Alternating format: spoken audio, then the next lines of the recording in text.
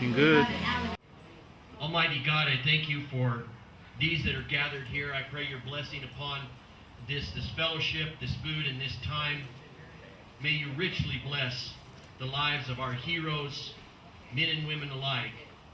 And may we continue to honor their service by honoring those who are currently serving and giving of their life, their blood, and their time. I'm going to introduce you to Crystal, and she's going to read a little card that she wrote for you. So I'm going to turn the microphone over to her right now. Here you go, Crystal. I'm 8 years old, and I'm in the 3rd grade, and I'm going to read this. I admire you for the help. You guys risked your lives for us to be safe. Thank you. Hello, Marilyn. Hi. How's the food? Very good. Very good. We have you Cayman. He's been here. Yeah. Tell him about your son that's been here 7 years. He's Daniel is 53 years old. He's been 7 years, and he's had a lot of good care. And I'm grateful that he has a place to live. All right. Thank you. Really grateful.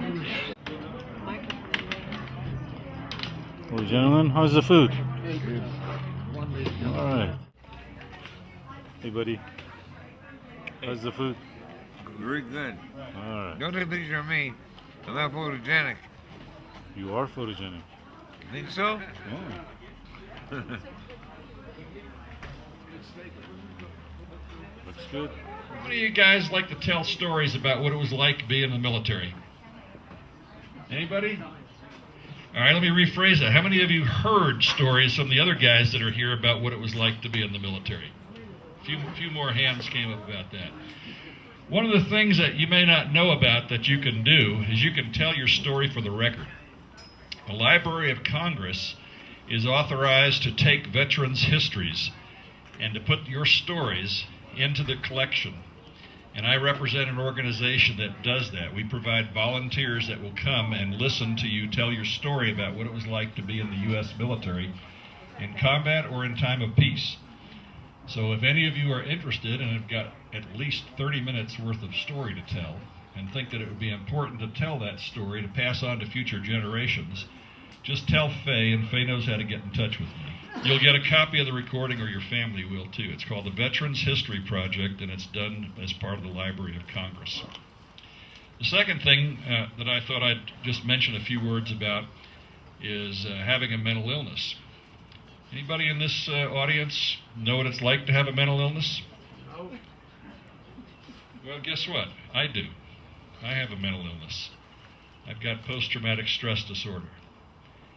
And let me tell you, the first time I ever had to say that in public was the hardest thing I ever did in my life. And I used to land airplanes on aircraft carriers. But I do. I have a mental illness.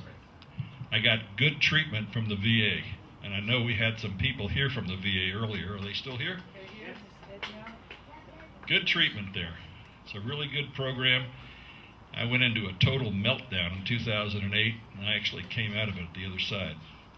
There's another organization in town which helps, called the National Alliance for Mental Illness, NAMI.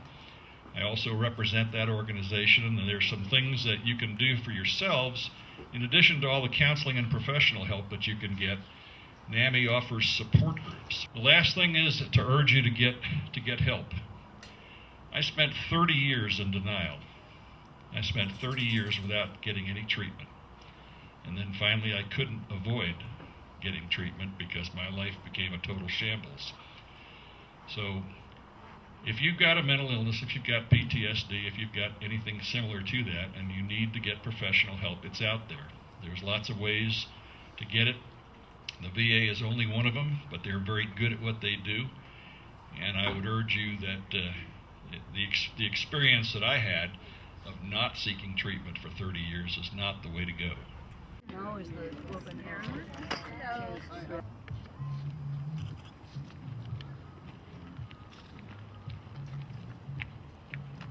Color guard, hold! Color guard, please take down the colors.